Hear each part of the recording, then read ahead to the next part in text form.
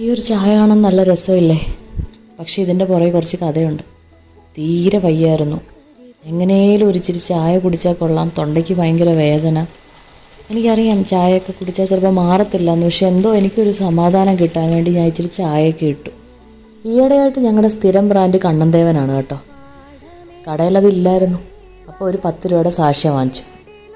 നമ്മൾ സ്ഥിരം അങ്ങനെ ചായ കൂടിയൊന്നും ഇല്ല കേട്ടോ, അതുകൊണ്ടാണ് ആ ഒരു സാഷ്യ വാങ്ങിച്ചങ്ങ് അഡ്ജസ്റ്റ് ചെയ്തത്. കാരണം വീട്ടിൽ ഗസ്റ്റ് ഉണ്ടായിരുന്നു, പെട്ടെന്നുള്ള ആവശ്യത്തിന് വേണ്ടി ആ ഒരു സാഷ്യ വാങ്ങിച്ചു. ഈ ചായ ഇട്ടുകൊണ്ടിരുന്നപ്പോഴും ചായ കുടിച്ചപ്പോഴും ഒക്കെ ഞാൻ വീട്ടിൽ ഒറ്റയ്ക്കായിരുന്നു. ഞാൻ ശരിക്കും അമ്മയെ മിസ് ചെയ്തു. കല്യാണമൊക്കെ കഴിച്ചു പോയ പെൺകുട്ടികൾക്കും മാറി നിൽക്കുന്ന ആൺകുട്ടികൾക്കും ഹോസ്റ്റലിൽ നിൽക്കുന്ന കൊച്ചു പിള്ളേർക്കും ഒക്കെ ഇത് റിലേറ്റ് ചെയ്യാൻ പറ്റും. ഒരു വയ്യാഴിയൊക്കെ വരുമ്പോഴായിരിക്കും നമുക്ക് നമ്മുടെ വീട്ടുകാരെയൊക്കെ ഒന്ന് ഭയങ്കരമായിട്ട് കാണാനും ഒന്ന് നമ്മുടെ അടുത്തിരുന്ന് സംസാരിക്കാൻ ആരെങ്കിലും ഉണ്ടായിരുന്നെങ്കിൽ ഒന്ന് തോന്നിപ്പോകുന്ന ചില നിമിഷങ്ങളുണ്ട്.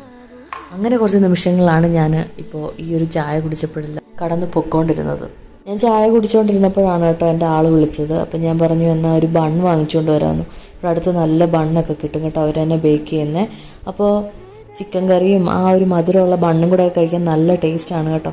നല്ല എരിവുള്ള ചിക്കൻ കറി ആണെങ്കിൽ കുറച്ചുകൂടെ രസമായിരിക്കും അത് കഴിക്കാനായിട്ട്. ചിക്കൻ കറിയെ പറ്റി പറയുന്ന സമയത്ത് ഓൾറെഡി ഞാൻ തട്ടിയിട്ടിരിക്കുകയാണ്, അതുകൊണ്ടാണ് അത്രയും സന്തോഷവും ഉഷാറും എൻ്റെ സൗണ്ടിലുള്ളത്. മരുന്നൊക്കെ കഴിച്ചു നല്ല ഉഷാറായിട്ടിരിക്കുമ്പോഴാണ് ഞാൻ ഈ ഒരു വീഡിയോ ഇടുന്നത് തന്നെ. ഒറ്റയ്ക്കൊക്കെ ഇരിക്കുമ്പോഴാണ് കേട്ടോ ഈ ബണ്ണും ചിക്കൻ കറിയൊക്കെ പനി വന്നാലും കഴിക്കുന്നത്. പണ്ട് വീട്ടിൽ വെച്ച് കഞ്ഞിയും ചോറും കുറേ കറികളും മുളകേശിയൊക്കെ വെച്ച് അമ്മ കെയർ ചെയ്തുകൊണ്ടിരുന്ന ഒരു കാലം ഉണ്ടായിരുന്നു. അപ്പോഴും ഞാൻ അമ്മയെ ഓർത്തു.